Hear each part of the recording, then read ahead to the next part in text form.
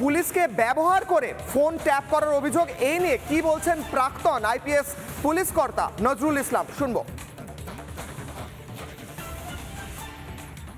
আইনি পদ্ধতি ছাড়া কারোরই ফোন ট্যাপ করা যায় না, কারণ রাইট টু প্রাইভেসি এখন 21 ধারার রাইট টু লাইফ অ্যান্ড লিবার্টির অঙ্গ।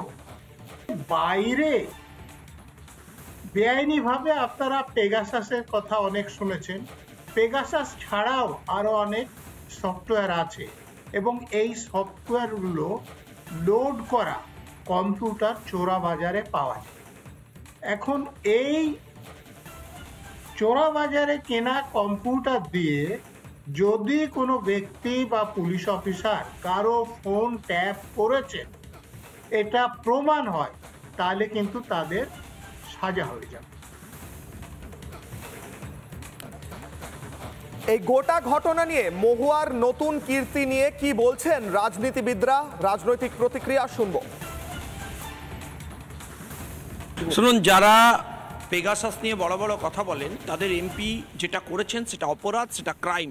ইমিডিয়েটলি সিবিআইয়ের এটা ইনভেস্টিগেট করে দেখা উচিত এবং রাজ্য পুলিশের, পশ্চিমবঙ্গ রাজ্য পুলিশের যারা যারা এই অপরাধের সাথে যুক্ত, যারা তাকে সাহায্য করেছেন, তাদেরকে ইমিডিয়েটলি তাদের এগেনস্টে যা লিগ্যাল প্রসিডিংস আছে সেটা করা উচিত। আর মহুয়া মৈত্রকে ইমিডিয়েটলি গ্রেপ্তার করা উচিত।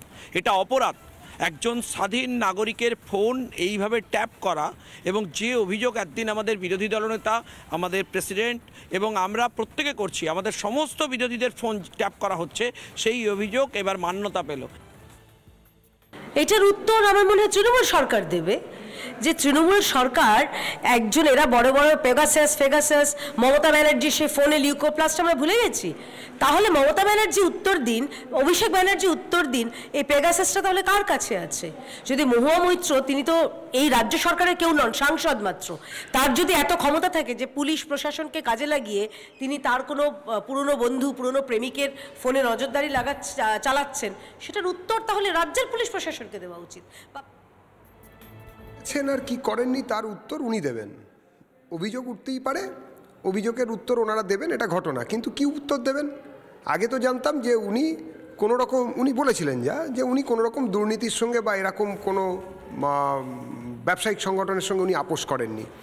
যখন কিনা পার্লামেন্টের কমিটি প্রশ্ন করলেন, তখন তিনি যা উত্তর দিলেন তাতে যা দুধ কা দুধ পানি কা পানি যা নিকলো, তাতে দেখা গেল যে উনি গিল্টি, ওনাকে সংসদ থেকে বার করে দেওয়া হলো সাংসদ। একটা প্রবাদ আছে, চোরের মায়ের বড় গলা। এই দলটাই, এরাই একদিন পেগাসাস নিয়ে আর ফোন ট্যাপিং নিয়ে এত চিৎকার চেঁচামেচি করেছে।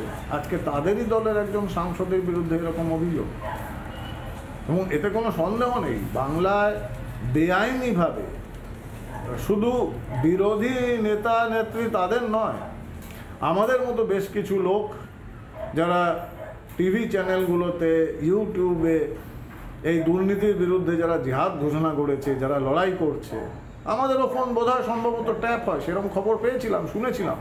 আমি গুরুত্ব দেই না। আমাদেরই ফোন যদি ট্যাপ করার অভ্যাস থাকে যে দলে, তাদের সাংসদ তো এসব করবেই।